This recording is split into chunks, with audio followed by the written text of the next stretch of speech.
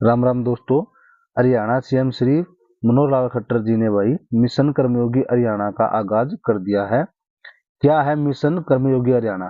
Mission कर्मयोगी हरियाणा में दोस्तों आप आई गोट की वेबसाइट पर जाकर वहां से कोई भी कोर्स फ्री में कर सकते हो और उसका सर्टिफिकेट को डाउनलोड कर सकते हो। तो दोस्तों आइए आपको लाइव दिखाते हैं कि मनोहर लाल खट्टर जी ने क्या बताया है। देश को आजाद हुए आज 75 वर्ष से ऊपर हो गए हैं। हरियाणा बने भी 58 वर्ष हो गए हैं। इन चीजों को पूरा करने में अभी कुछ कमी है और इस कमी को दूर करने के लिए हमें अपना सर्वोच्च लक्ष्य इसको सामने रख करके ये करना होगा। और सर्वोच्च लक्ष्य तभी हम कर सकते हैं कि जब वे विशेष मनस्थिति से इस काम को आगे करें, और वो विशेष मनस्थिति है जन सेवा। इस जन सेवा को हमको मिशन बनाना होगा और ये मिशन बना करके जनता की सेवा करना, जब ये हम करने लगेंगे तो इसी को प्रधानमंत्री जी ने मिशन कर्मयोगी का ये नाम दिया है। तो उस मिशन कर्मयोगी के अंतर्गत हमें कुछ ना कुछ अपने मनस्थिति का बदलाव, वो मनस्थिति का बदलाव क्या है? आखिर वो ये है कि हम जन सेवा में लगे हैं। हम सब कर्मचारी हैं, अधिकारी हैं, जनता के सेवक हैं। हमको ये कहा गया है कि हम पब्लिक सर्वेंट हैं और पब्लिक सर्वेंट हमेशा पब्लिक की सेवा ही करता है। हरियाणा 2 करोड़ 80 लाख लोग, ये हमारी जनता केवल नागरिक नहीं है, बल्कि ये हमारा परिवार है। इसको हमको अपना परिवार मानना होगा और यदि हम अपने इसको परिवार मानेंगे तो हमारा इसके साथ संबंध जुड़ेगा और परिवार मान करके ही आखिर हम कर्म करेंगे तो निश्चित रूप से उसका लाभ मिलेगा।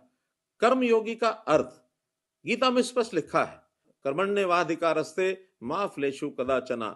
हम कर्म वो करें जो सेवा भाव से किया जाए, कर्म किसी अधिकार के साथ न जोड़ा जाए। तो इसलिए इस कर्म की व्याख्या की गई है। और निश्चित रूप से आखिर जब हम कर्मयोगी की बात करते हैं तो ऐसे अभ्यास वर्गों में हमारी एक प्रकार की ट्रेनिंग होती है। हमारा एक प्रकार का यानी हमको भाषणों के माध्यम से, लेक्चर के माध्यम से सिखाया जाता रहा होगा। लेकिन ये इसका अर्थ नहीं है कि नैतिकता कोई ट्रेनिंग की या सिखलाई की चीज है। नैतिकता एक स्वाभाविक चीज है और एक स्वाभाविक चीज को केवल याद कराया जाता है। तो उस याद कराने के नाते से हमको इस नैतिकता के इस आचरण को सीखने के लिए अभ्यास वर्ग है। आखिर मिशन कर्मयोगी की जरूरत क्यों है? जो वही है कि जो सूचनाएं हमको मिलती हैं, जो भी शिकायतें मिलती हैं, उन शिकायतों के बाद कई बार ये महसूस किया जाता है कि कहीं ना कहीं जनता की सेवा में अभी कोई कमी है। तो उस कमी को दूर करने के लिए हम यदि सब मिलकर के इस काम को करेंगे, और निश्चित रूप से इस कार्य को करने के लिए जो ये कार्यक्रम चलाया जा रहा है, ये हिप्पा संस्थान के माध्यम से चलाया जा रहा है। हिप्पा संस्थान की मैं सराहना करता हूं। हमने आईआईटी, आईआईएम, लोक प्रशासन, योग गुरुओं, प्रतिष्ठित अग्रणी नेताओं से, हमने महानुभावों से, इन सभी से जो सुझाव लेकर के इस कार्यक्रम को आगे चलाया है, इस कार्यक्रम को आगे बढ़ाया है। मैं इसके लिए आप सबका, हिप्पा का शुक्रगुजार हूं।